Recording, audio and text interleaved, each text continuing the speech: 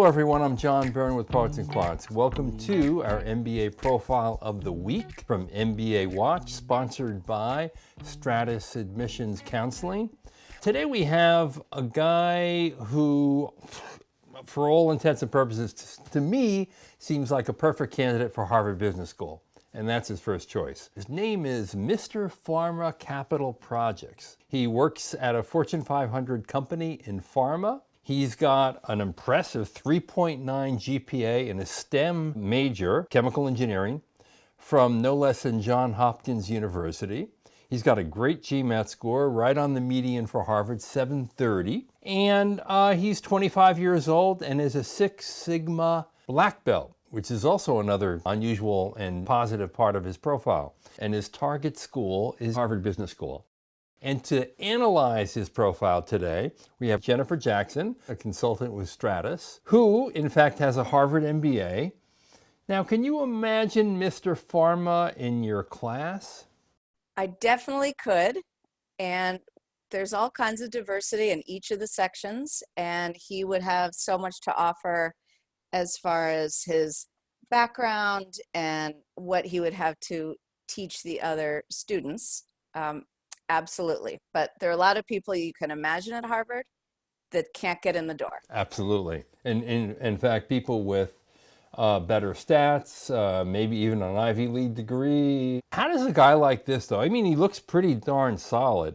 How does he really improve his chances at a school like Harvard? Everything is out of his control from his past, right? So he's got his great GPA, he's got his good GMAT, he has his work experience. He's not too young to apply. If he'd only been out a year or two, I'd say I think he'd be stronger if you waited. He would be at 4 years out of undergrad at the time of matriculation. So I think he's in good shape with all that. Yeah. The main thing is the essay, I think. And so our Harvard has this famous essay that I think drives a lot of people nuts just because it's so open-ended. But this is going to be his chance to really differentiate him. He will be competing with so many people with amazing stats, killer stats. Yes. But in the essay, he can really dig into that why behind his goals and perhaps attach his goals in a more meaningful way to the extracurricular work that he's done.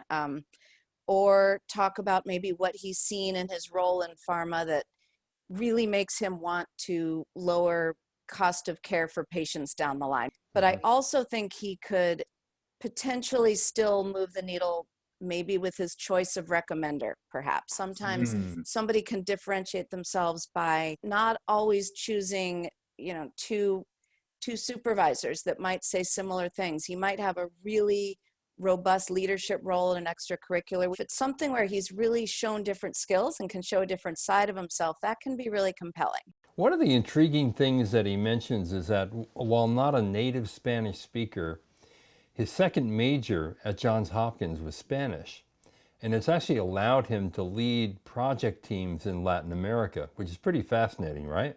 Absolutely, and I was really impressed by that too. Of course, every business school wants people who have a global mindset, who can interact with people in different cultures, and who can kind of seamlessly go between the two. And to get a major in Spanish and actually use it, I think is pretty exciting. I think that meant a lot to him too. And maybe that's going to be an area he could write about in his essay too. There are probably some pretty interesting experiences he's had cross-culturally that not a lot of Americans going to Johns Hopkins majoring in engineering might have had. So that could be an interesting differentiator as well. And he is hoping to get a job in consulting after he gets his MBA. That would seem to be a pretty logical fit for him, right?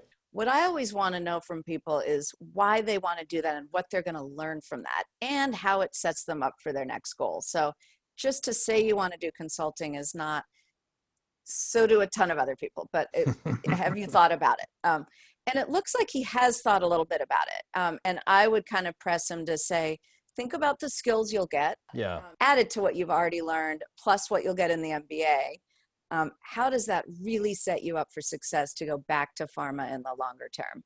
Right. Now, Jennifer, what are his odds? So Harvard in a typical year accepts only 11 to 12% of its applicants. We're in a really hotly competitive year. We don't know what those numbers are going to look like.